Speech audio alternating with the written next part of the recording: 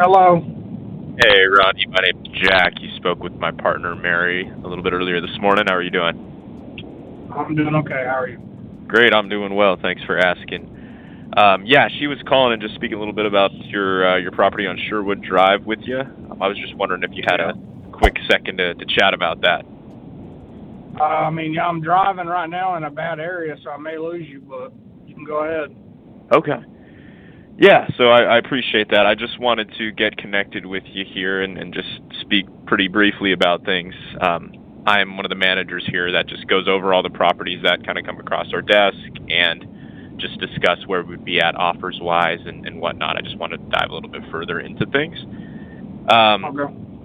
Yeah, so just want to make sure there's no misunderstandings here. We're not a retail buyer. We're a real estate investment company. We work with a large group of investors, and we typically buy properties as is, all cash, and can close in your time frame. Of course, with that being said, too, there's no hidden fees or commissions or anything like that. We cover closing costs. I'm just wondering then, in terms of the property and time frame and everything like that, what had you potentially interested in entertaining an offer on this? Is this something you thought about selling for a while, or was it just kind of... The people that live in it right now have a current offer, but that was the last time me and them talked about it was probably 2 years ago. Gotcha.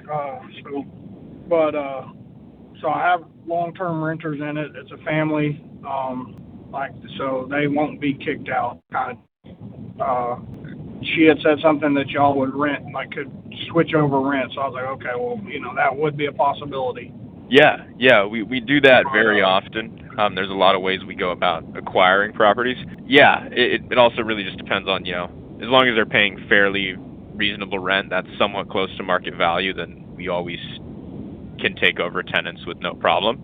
Yeah, so in terms of that, I'm just curious, are you kind of the main decision maker here? Is this your property, or is someone else on title with you, or? No, it's just me. I bought the house before I was even married or any of that. Nice. Okay. Gotcha. I always like to just make sure, wondering if, hey, should we have other people on the call if we're talking numbers and things like that. So can you kind of just give me I know you spoke with Mary a little bit ago, but like a virtual walkthrough of the property. I know I saw some notes from her stating that the roof hadn't been replaced since you purchased the house, but it seems like everything's in pretty decent shape. Yeah, pretty much the roof is the only thing that I'm pretty sure hasn't been replaced. I bought the house in 2011 or 12, I can't remember right offhand. So the roof was the only thing that probably needs to be replaced. Okay. The AC is maybe, I think, 2 years old now at this point. Or this summer will be 2 years. It had the old style unit in it, so when the outside unit kind of busted, the fan blades broke on it and destroyed everything outside, I had to replace the inside unit as well to get the updated Freon and all that. Gotcha. Okay. The hot water heater he was having issues with last year, I feel like he replaced it and also updated the breaker on it. It was out of date. There's been a little bit of water damage to the laminate flooring in the house. I have it's not bad enough that it needs to be replaced, but I do have an insurance check sitting in the bank account, and I told them that we'd fix it whenever they wanted to, you know what I mean? It's not a dire need to replace it, but it's got the cheap laminate flooring throughout the house. Okay. And what about kitchen cabinets, countertops, things like that? Are they, in terms of condition of those, is it older, kind of just plain countertops, granite, newer? They are dated. Okay. In the kitchen, it's still Formica tile flooring in there. The cabinets are good solid cabinets. So they're not, doors aren't falling off and stuff like that. I think they've been painted before I moved in it, maybe. We haven't painted them or nothing like that. The bathrooms, I'm trying to remember. I want to say we updated the master, but shit, it's been so long since I can't even remember what all we've done to it. Because when I lived in the house, I lived in it for 2 years before I started renting it out. Okay. And we did a bunch of uh, like painting and stuff like that. Yeah, and I see, and I'm just curious. I'm not trying to get too personal or anything. I'm wondering, did you do some house hacking with that? Because I see on like my public data records here that you're an investor with a decent amount of properties out there. I was just wondering if that was like one of your No, first I'm ones that not. you house hacked. No, that's not my only house. I only own two houses. Oh, okay, gotcha. Something might be wrong then on our. Sometimes that public record data is sometimes Well, incorrect. I've owned three houses in town, but that's the only one that I currently still own that I rent. Gotcha. So I don't know what it's showing, but It's showing 12 here, but sometimes the data is a bit off. damn, I wish. That's my day job. Yeah. Well, I'm wondering then, Ronnie, what has you want to potentially sell this one then? Like I said, I know that call's out of the blue, but I mean, usually Absolutely no. Yeah, absolutely no reason to.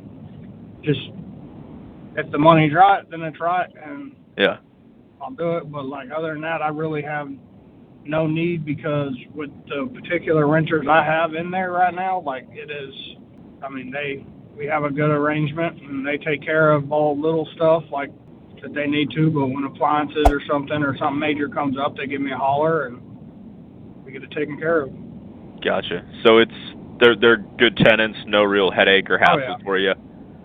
No, they've been there 6 years, and always on time. Shit, it's probably maybe been longer than that. But gotcha. yeah, no. Okay. Yeah, and maybe we're not a good fit for you. I always tell people, hey, sometimes you do get a call to the blue. Hey, I'm interested in entertaining an offer. Here's kind of the number where I'd be at. Yeah. And of course, as investors, we usually when we come in and buy something all cash, we're not like a retail buyer who's coming in with an FHA or VA loan, needing all this criteria met and things like that. Like we're usually all cash, quick close.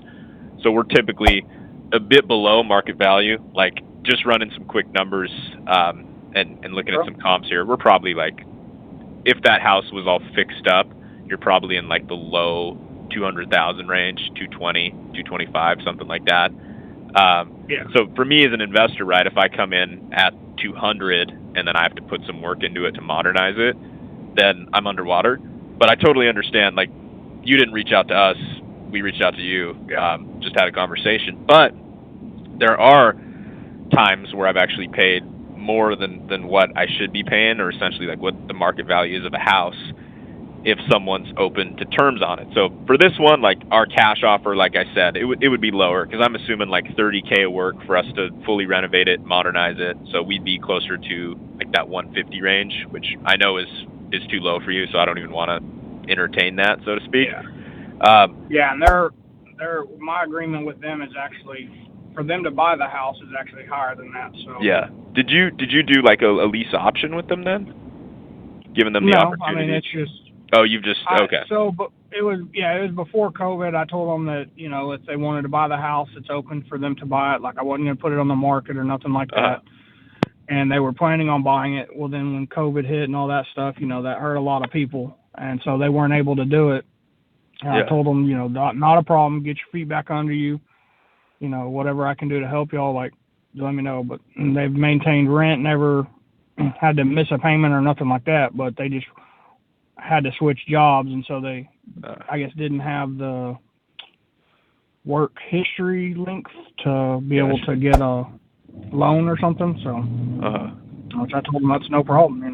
I understand. Yeah, and I'm wondering too then, like I said, I may not be a fit for you, which is totally fine, but cash wise sounds like I'm not a fit. But there's something where a lot of people, they essentially become the bank, and a lot of people like it. Some people, if they need, a lump sum, all the money up front, it doesn't really appeal to them. But there are times where sometimes I pay higher than market value. So, for example, like this property here, if you're open to terms on it, it's something where, of course, it has to be a win-win for everyone. But a lot of times, like sellers become the bank, where I essentially give the seller some sort of down payment on their property, and then they get mailbox money every single month, and I make monthly payments on the house to them. Pretty much just an owner finance scenario. So we do buy a lot of properties like that, where someone's like, hey, I like getting a guaranteed monthly check. I'd like a little bit of money in my pocket now. And then it's almost like they're they keep their rental property because they're getting monthly payments that I'm making to them, except they're not dealing with the headache of tenants, repairs, maintenance, vacancy, stuff like that. So we do actually buy a decent amount like that. We actually have like 3 in escrow right now, 1 in San Antonio and 2 in Louisiana that we're buying pretty much just like that on terms. But of course, like I can't buy something where my monthly payment to you is more than the rental rate, and then I'm losing $600 a month on it or something like that. Then it doesn't make sense for us. But if there's something where there's a nice little sweet spot where, let's say this house rents for $1,600, you're getting $800 a month, and then so I'm paying you $800 a month, and the taxes and insurance for me or whatever, $300, and then there's a little bit of a spread in there where I can make a couple $100 a month, and then you got 15, 20K in your pocket closing. These are me just throwing random numbers out just to kind of of course. Yeah. So I'm not sure if something like that, potentially interests you at all, or honestly, no.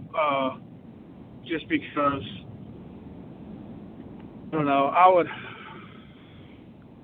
No, I mean, if anything, the only thing I would be able to do is like drop the cash offer down to 180. It would be the lowest I would go, but I still need to talk.